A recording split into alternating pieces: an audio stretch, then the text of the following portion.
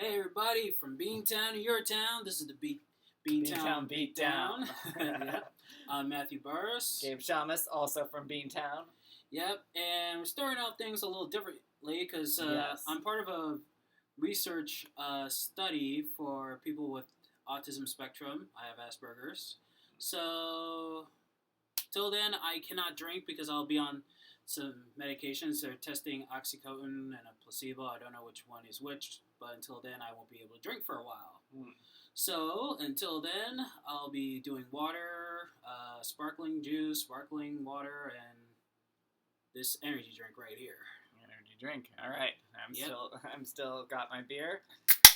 Oh, of course. I don't want to be the party pooper. Right. Oh, shit, motherfucker. This is a that's first. definitely not a party pooper. That's bringing the party. Yeah, that's a first time here on the show. Exactly.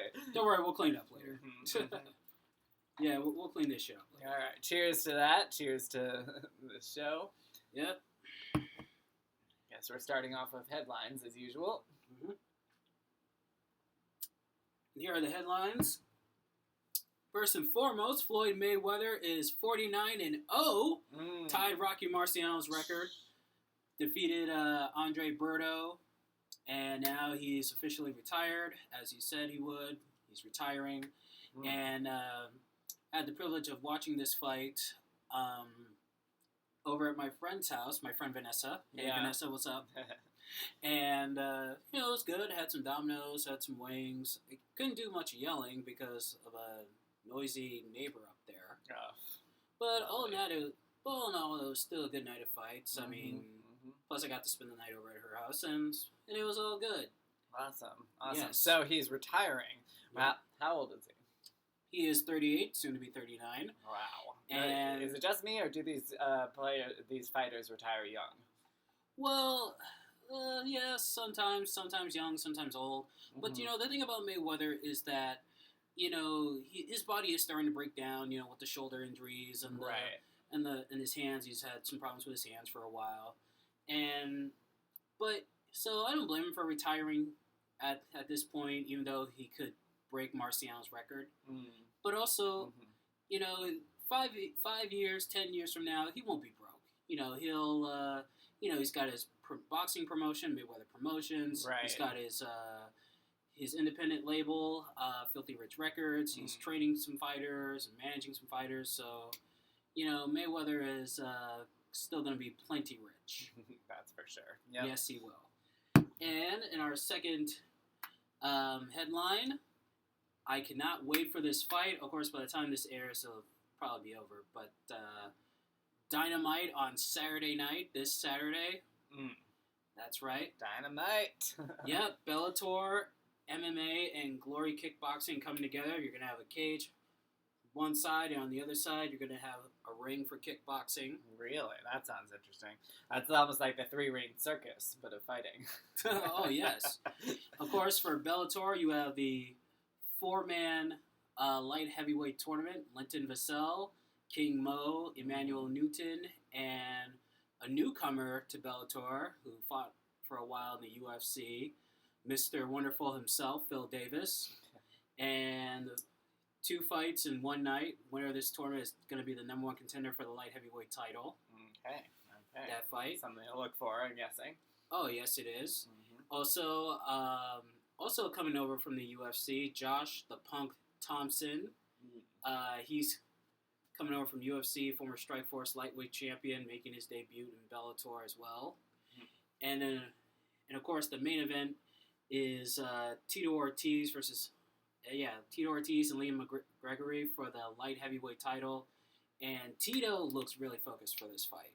I mean, I watched the Countdown show twice, and there's this thing, he was at a butcher shop near his gym where he trains, and he was there Rocky Balboa style, hitting the meat. I was about to say. He was just Wouldn't that be awesome to friggin' hit a rack of ribs? Yeah, he was just... That's the thing I could totally get into. Yeah, I mean, the blood was coming on the meat, and then the blood was on his wrapped fist.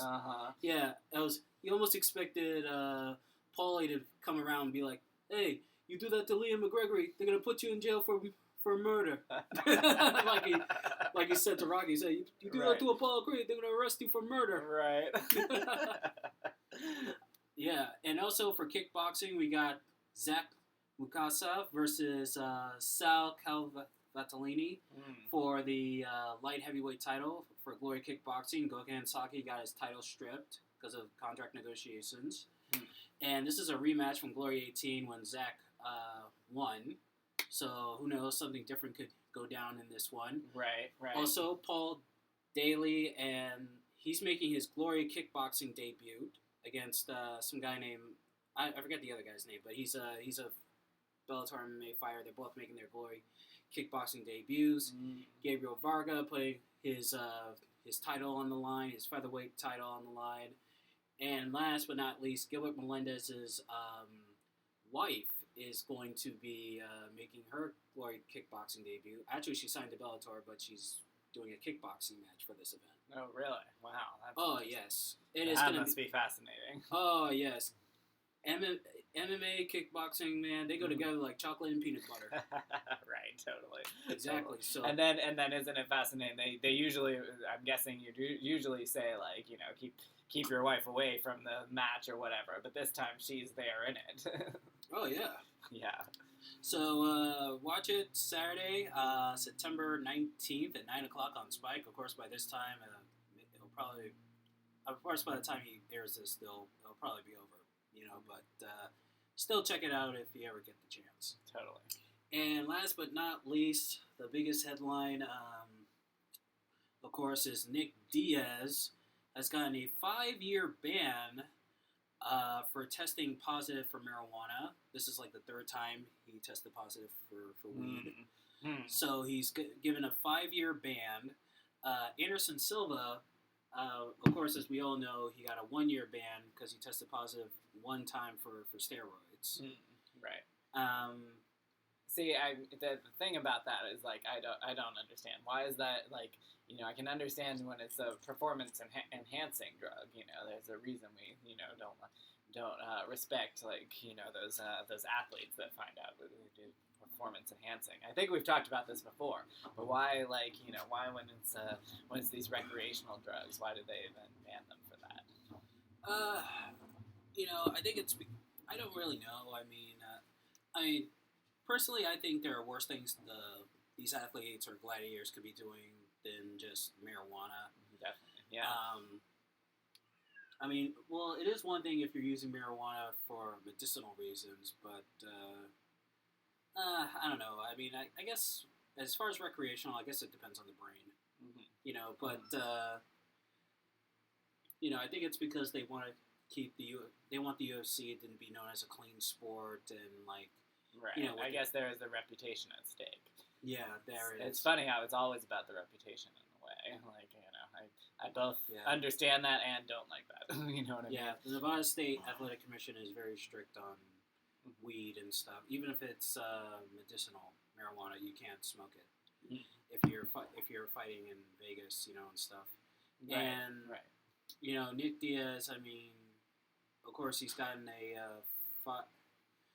5-year ban. I don't see him ever coming back to the sport, even after the 5-year ban is lifted. You know, really? You think he was already downhill or something?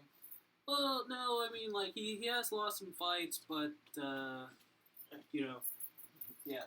Sorry, that was one of Gabe's roommates coming through. Yeah, but you know, I already, you know, I mean, he already lost some fights, but you know, there was. I mean, I don't know. I mean, but I don't see him making a comeback, you know, in 5 years. I think he'll just be flat out done, and he'll, you know, just walk off into the sunset. Right. And it's kind of a shame, too, because he really is an amazing, talented fighter, you know, very charismatic. You know, he's the bad boy of MMA and stuff, but, you know, even a bad boy's got to have limits. And if you don't believe me, you can ask Mike Tyson. Yes, indeed. Yeah. And so there. So now we're going to get into Gabe's macho doesn't mean this. Macho doesn't mean that. Yep. And so last time we were talking about movies and stuff, and I said that, you know, one of the things I talked about is, you know, whether you can enjoy, you know, movies that aren't like, you know, gore and aren't like, you know, like complete just action. So I'm going to be sort of extending that to to TV and other such other music videos, other such art. We make great art in this country. It's something that I'm really proud of, and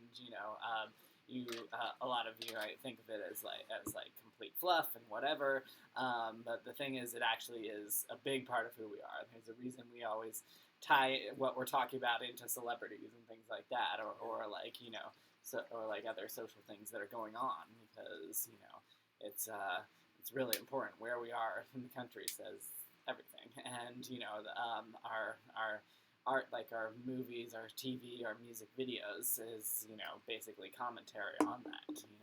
Right. And I'm gonna share something a little personal. Is that my boyfriend actually got to a point where he was wondering if he would want to stay in this country. And it sounds really weird, and I know some people might be a little put off by that, but he was wondering, is there redeeming values left in America?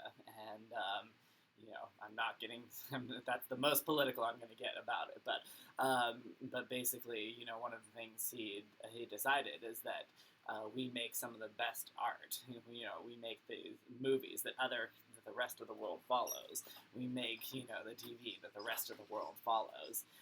It's it always the best of it says something about about the state of humanity, or something like that. And then music videos, they uplift us. You can think of it as fluff and whatever. And I used to think of pop music differently. I used to think it was complete trash, but they actually have shown that that it affects your brain, and that pop music affects your brain in a certain way where it's actually uplifting. You know what I mean? Oh yeah. So wait a minute. Let me get this straight. I was like, I gotta put my drink down for this. Yes. Okay. You said that. So you mean to tell me back then, when you said pop music was trash, you mean to tell me you thought Britney Spears was trash? I actually am still, honestly, I'm still torn on Britney Spears. Me and Britney, I have a lot of respect for all sorts of pop musicians, but me and Britney still love. Wait, you went gangsta on Christina Aguilera? You went gangsta on the back on NSYNC and 98 Degrees and the. Well, Backstreet Boys is a little understandable. But you went gangster on those guys? Right. Yeah, no, it's funny. I actually also thought Christina was trash until she did the song "Beautiful," which just changed everything as far as I was concerned. But yeah, so ever since then, and then when she started talking about how her manager made her, in my opinion, make more trashy songs. Her manager, she's talked about that at one point, that her manager was pushing her towards it. That type of stuff made me take back the bad things I said about her. So, yeah, I know, it sounds like you're defending Britney, but, honestly, I'm still... Because back in middle school, I had a crush on Britney Spears. Okay, yes. And Christina Aguilera. Yes, exactly. All the straight boys did have crushes on Britney, and that's a whole different thing than whether or not you like her music, in my opinion. The 11 and 12-year-old in me wants to choke the shit out of you right now. But the adult in me is going, it was a different time. Right. But yeah, no, anyway, so I didn't know if I was going to share this, but now that we're talking about it, I think I am going to share that I actually think certain pop musicians are actually really important now. So, like, I thought, Kesha also, I was like, trashiest name in music, blah, blah, blah. She actually is a member of Mensa. She is, one of the higher IQs out there. And so, the fact that she, says these kind of bullshit things sometimes in songs is actually, to me, it actually says something that she's doing it on purpose. She's making a message, and she, having a huge IQ in school is a bad thing, and she was probably, I was thinking about this, I was like, now that I know that, I was like, she was probably, like, trash for being a nerd, and even as pretty as everyone thinks she is now, she's probably trash for being a nerd, and so all of her songs are, a lot of her songs are about her, oh, look at me, how cool I am, and whatever, and at the time, I'm like, oh, bullshit. But now I'm like, oh, see, that's actually brilliant. She was actually like purposely like inverting it. She, everyone sees her as like the cool, rebellious gangsta chick when really she was a complete nerd, and she still is a member of Mensa. And plus, Kesha has a huge gay following. Oh yeah. Oh yeah, I mean that's the other. I mean we gotta respect her with her flashiness and her hair color. I'm surprised gay fans haven't come at you like that. Like, really, you gonna disrespect one of our icons, right? Yeah, exactly. And not only that, but she actually is the secret force behind other pop songs. There's this brilliant video you should check out. The 10 songs you didn't know were actually written by Kesha. So like Hannah Montana. What's her? Miley Cyrus. Miley Cyrus. Thank you. I was like, what's her actual name? Miley Cyrus. And Demi Lovato, whoever that is, and all these other, tweeny bopper chicks, and Britney Spears, in fact, have some of their biggest songs were actually written by her, and it's interesting to note that. And one of the songs that I actually like with Britney is "Dancing Till the World Ends." Guess what? Written by Kesha, and she, believe it or not, and she said that she purposely went into Britney land and figured out what Britney would say. So fascinating. So her and Sia, also someone, if you don't know who Sia is, she's phenomenal. And I don't know who she is. Yeah, she did a song with David Guetta, Titanium. Oh, yeah. You know the Titanium song? That that confused me. Like, why is it David Guetta and yet it's obviously this woman? It's because it's Sia. And so she's done the song "Swing from the Chandelier," which you should look that up. But anyway, she's became, to me, she's like a mystic. She's an icon and a mystic because once she got really famous, she started saying, "I don't want to be recognized as I don't want my face and my image to be recognized, and I actually want this to be about the music, and I want this to be about the fans." So she actually started covering her eyes in every single performance. You see her on SNL, you see her on Ellen. On Ellen, it was her hair, and on SNL, she had like a veil or something. And we talked about Dance Moms at one point on the show, right? Oh, yeah. Yeah, so actually, the kid, Maddie, Zeidler, Maddie, is from Dance Moms, is how she originally found her. And so now this kid from Dance Moms is actually the face of Sia. And it's interesting how that happened. And to me, it's because she's so much more important that she was like, I'm not going to have it be about my face and about my looks. I'm going to have it be about, the music and the art. Yeah, exactly. That's a very creative thing. You think we'll put some more light? I was about to say, the light, we got to get some light on in here. Yeah, but I'm going to continue to talk here. But, there we go. Looks a lot better. Yep. And, sorry. That's all right. But, it's, it's good. It's good for art and stuff like that. And, music videos. I still love music videos. And, of course, my all-time favorite video is Michael Jackson's Billie Jean. That video is still awesome to this day. Also love That's the too. other thing. Iconic music videos stick around, and there's a huge reason for that too.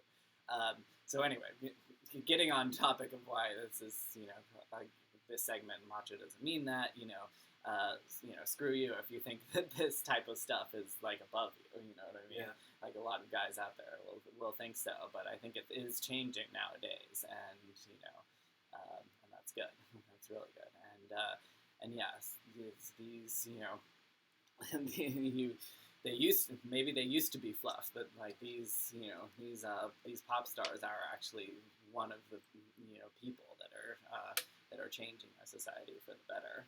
I say keep at it. Oh, exactly.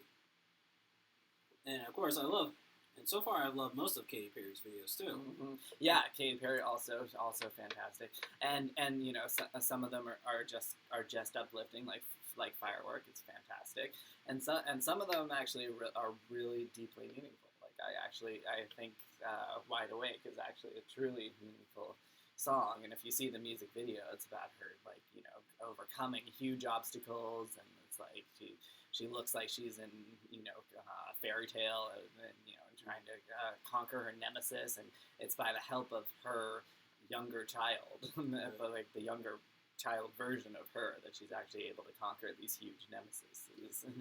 And of course, California Girl, I Kissed a Girl. Also I Kissed a Girl was much better for women to express their sexuality in different ways. War, and what else? That song she did with B.O.D. The song. I'm trying to remember which one you're talking about. Yeah, but those videos are iconic too. Of course, right, exactly. For me, it's for different reasons. Right, exactly. Exactly. She's definitely hot. There's that. Waking Up in Vegas. She actually has a cameo appearance by Penn and Teller. Oh yeah, I love Penn and Teller. It's fantastic. So yeah, funny. Yep. So that's what you get for waking up in Vegas. Exactly. All right. So so now we're gonna get into this is gonna be the first debate we're gonna have here on this show. Mm-hmm. So this is a treat for you guys who are watching this. Yeah, totally. Yeah, it is called. Oh yeah. This is my rant of the day. Of course, yeah, it's the rant of the day. You can also call this the debate of the day. For this debate, we are going to talk about: do fighters make good actors? Mm-hmm. Mm-hmm. Now, there have been fighters, mostly in the martial arts world, kickboxers and now MMA fighters, right, who have become actors. I mean, just to throw out some names out there, there is Victor, or yeah, I think that's his name, Victor Ortiz. I'm always confused. Yes. Yeah, it's Victor Ortiz, not Victor Cruz from the Giants. Right. Victor Ortiz. Mm-hmm.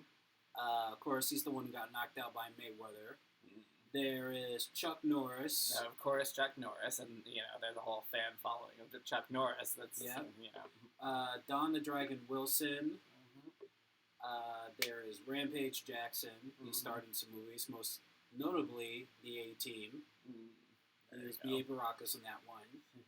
And then there is, of course, the newest fighter to become a movie star, Ronda Rousey. Yep. Yeah. Yep. And yeah, I was that's something I'm gonna be talking about. Is that I saw the some of the new clips from the Furious 7, and how she's in that, and she looks fantastic. She looks like she is also meant to be on the silver screen, which is pretty cool. Exactly. Yeah.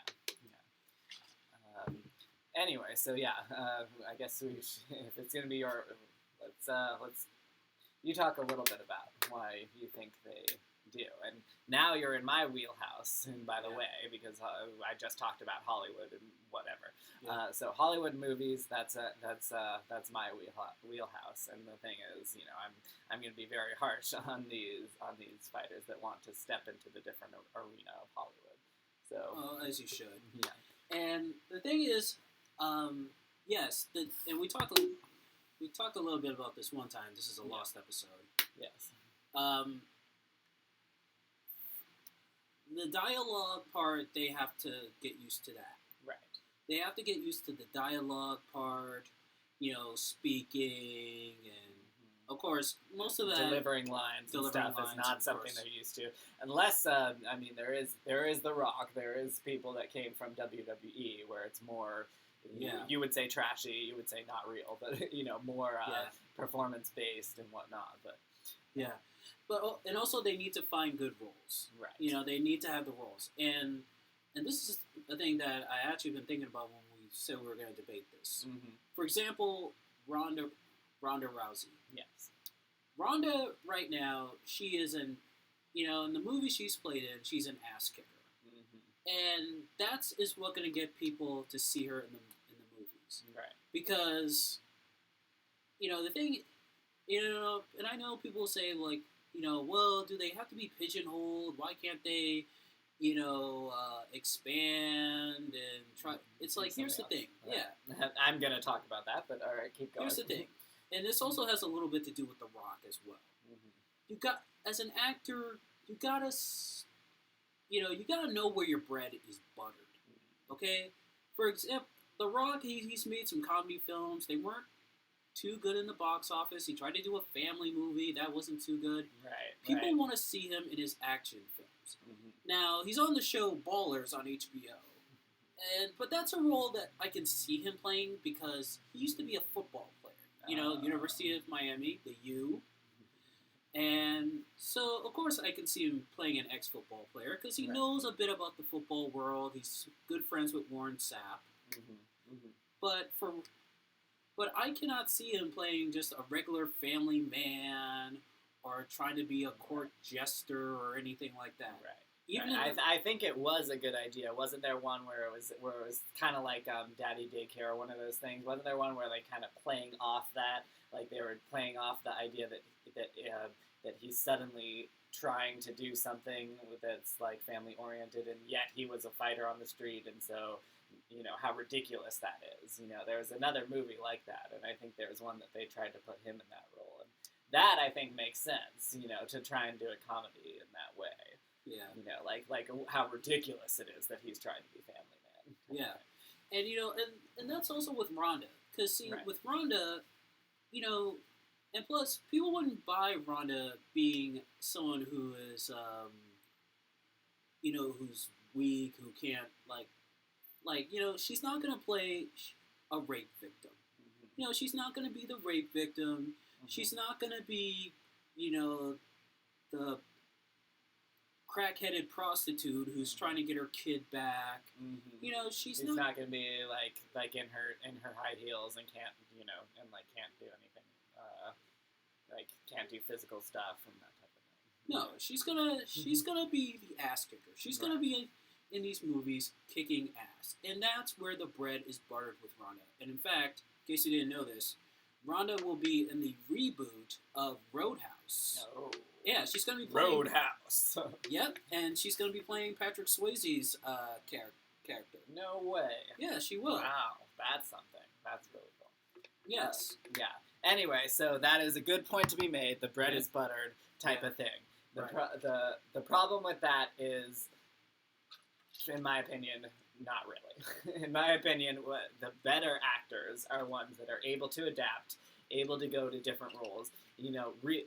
Actors who have been actors their whole lives want to do something different. They always do. They always say, well, I've always been this, and I'm going to be this now. Or they're people that have been adaptive all the time from the start. Like, Meryl Streep. I was definitely going to bring up Meryl in this. She's the quintessential, adaptable role. She's been a villain. She's been, a great hero. She's, been a regular weak woman trying to figure things out. More roommates are coming through. That type of thing. She's always known for her adaptability. So that's something that people just so much love and respect about her. So there's that, or there's people that have done one role mostly through their lives, and then are like, I'm going to do something different. Especially comedy. I found especially comedy, actors. Jim Carrey is like, I'm going to do that one, The Majestic or whatever. I'm going to do something serious now. Robin Williams, Bicentennial Man. I'm going to do something serious now. So I think there's a reason that actors, if they're really actors, want to do that. So, again, it's not their main area of expertise to be actors, these fighters, but if they want to be really great, they might have to be adaptable, And the thing I was gonna say is I saw clips of Forrest Griffin. He's gonna be in the just Unrivaled. He's gonna be in that movie Unrivaled. That's an old movie. Oh, he was in the movie Unrivaled. Yeah. Then he was in Unrivaled, and so was There's another. Rashad Evans. Yes. So anyway, they were both in there, and granted, Forrest Griffin actually got his ass beat in this one scene that I saw, which is interesting. So I'm guessing that took some acting on his part. But also Chun-Li. Chun-Li was in Tekken. He was in. Oh yeah, I saw that movie, Kung Lee. Yeah, I saw him in Tekken. I saw him in. What's the other one? Man with the Iron Fist. Mm-hmm. There was one movie. There was another movie he did with Van Damme. Right. Dragon something. Right. I forgot. But anyway, but he was good in that. Yeah, exactly, and I'm sure he does. But you see where I'm going with this. All of these, we might think that he's been good as an actor, but all of those, he's only used his fighting talents in these movies. So that's there's we don't actually know if they can adapt and be a great actor if they're only using their fighting talents in these movies. When I was watching Rhonda on the Furious 7, what I was looking for is not when she starts throwing the punches. We know she can throw the punches. You know what I mean? There's that scene where her and Michelle Rodriguez comes in and had just killed one of the guys on her team. Interesting. I was trying to be like, I'm not gonna watch for if she's gonna be good at fighting in this. I'm gonna watch for how she reacts as an actor, right? And so she actually was pretty good at walking around menacingly while her men first were attacking Michelle Rodriguez, and she's like throwing the punches and blah blah, and finally gets the last man down. And it's not till that point then they actually face each other. And she says the best line, like, "I'm glad you did this because this party was boring me to death." Boom! Oh, yeah. So, anyway, I was not looking for if she could throw the punch well. Obviously she can. I'm looking for how she was looking at Michelle, Oh, yeah. And so she did a good job. She actually was convincing that she was smoldering with anger and yet was controlling it. You know what I mean? So that's the type of thing will actually determine if they're a good actor or not using their skills as a fighter. So that's where I disagree with you. Yeah, she also has some good lines in Expendables 3. Oh yeah. Yeah, she had some good lines in that. She had a memorable role in Entourage. Mm-hmm. So now she's got the movie coming out about herself, based on her book, where she will be playing herself. She's got the Roadhouse movie. She's doing that's a fascinating idea. Yeah, she's doing to make it a woman this time. Yeah, she'll be co-starring in Mile 22 with Mark Wahlberg, which production starts next year in February. Okay. And she's also part of another movie. I always keep forgetting the name of this. Fuck.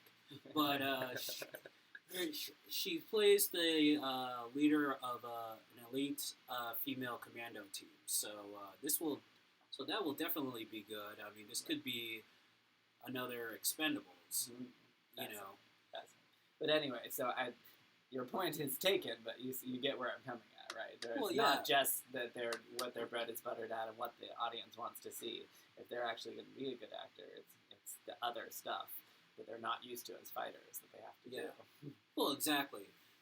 And also, let's keep in mind, these actors and actresses, these fighters that we mentioned, right?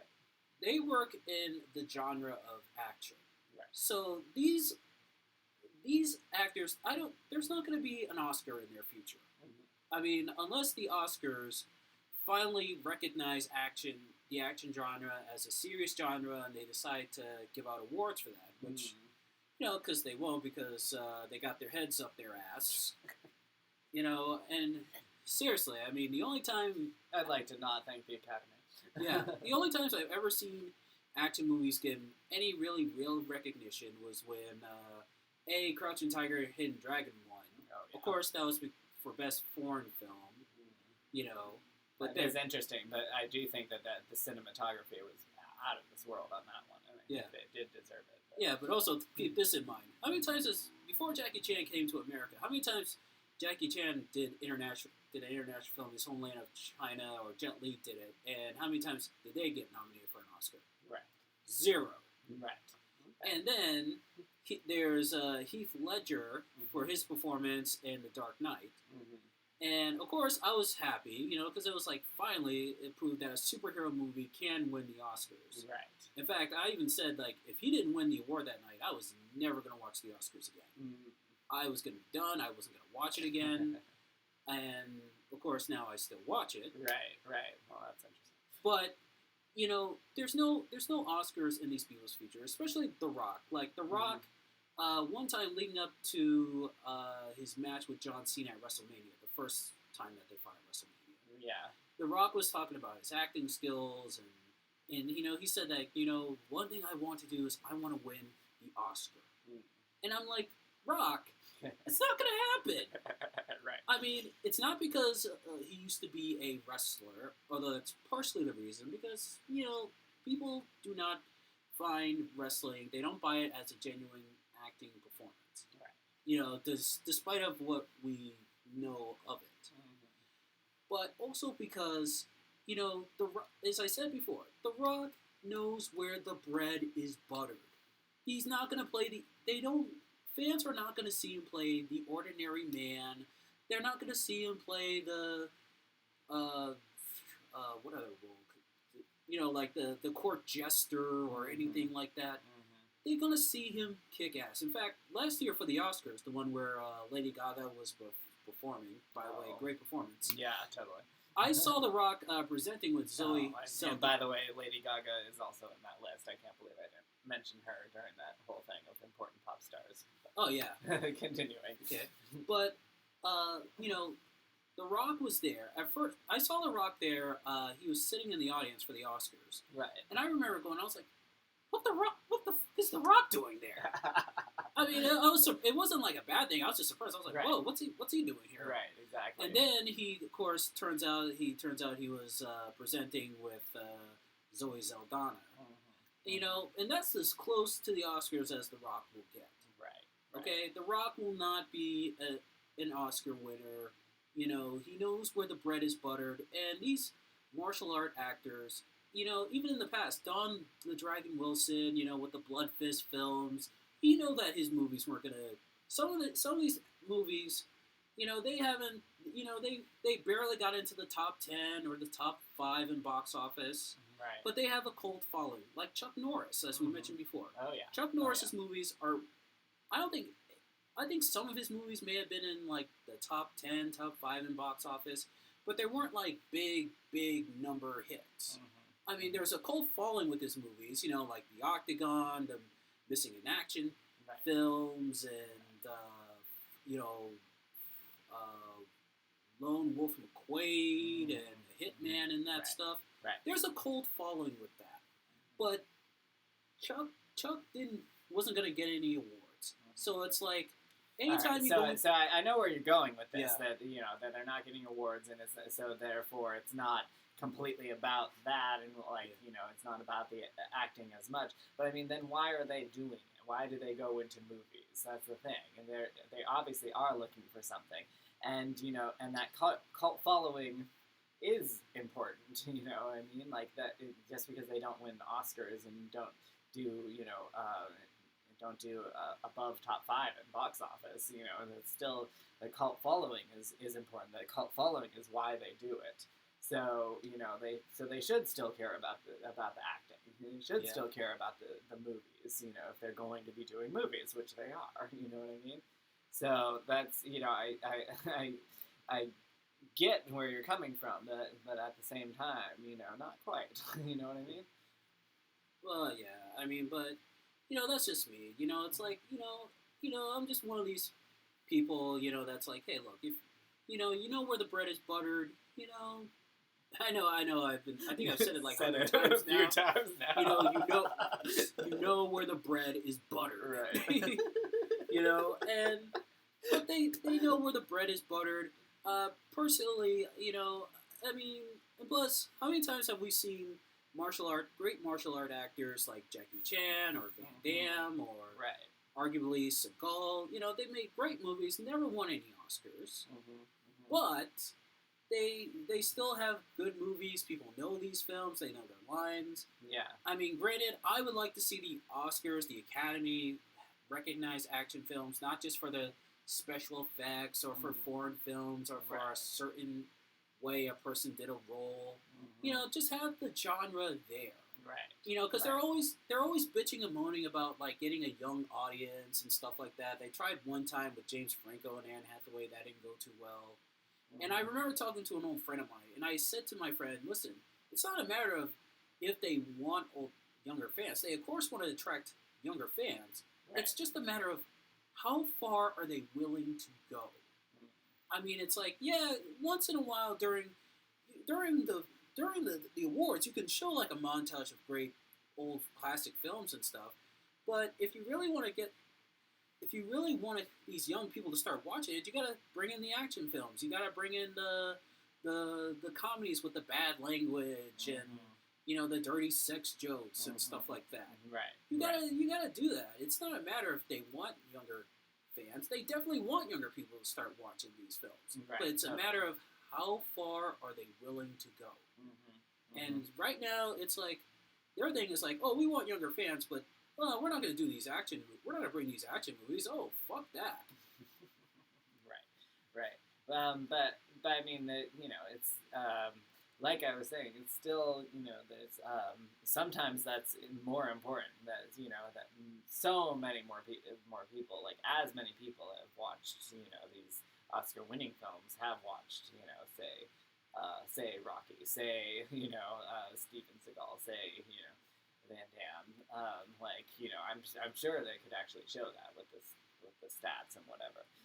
If as many people have watched it and it has as big a following, then screw the awards. But you should still care about the following in the audience. You know what I mean? Like, screw the awards. That's not the main measurement that we're looking at. But they're doing this because of the movie producers are doing it for their own reasons. They're doing it because these fighters are popular. But the fighters, if they want to, make the movies important, they should be doing it for the acting. You know what I mean? Oh yeah, exactly. And plus, with these fighters, of course, this is really telling on our age. Of course, we're still pretty relatively young.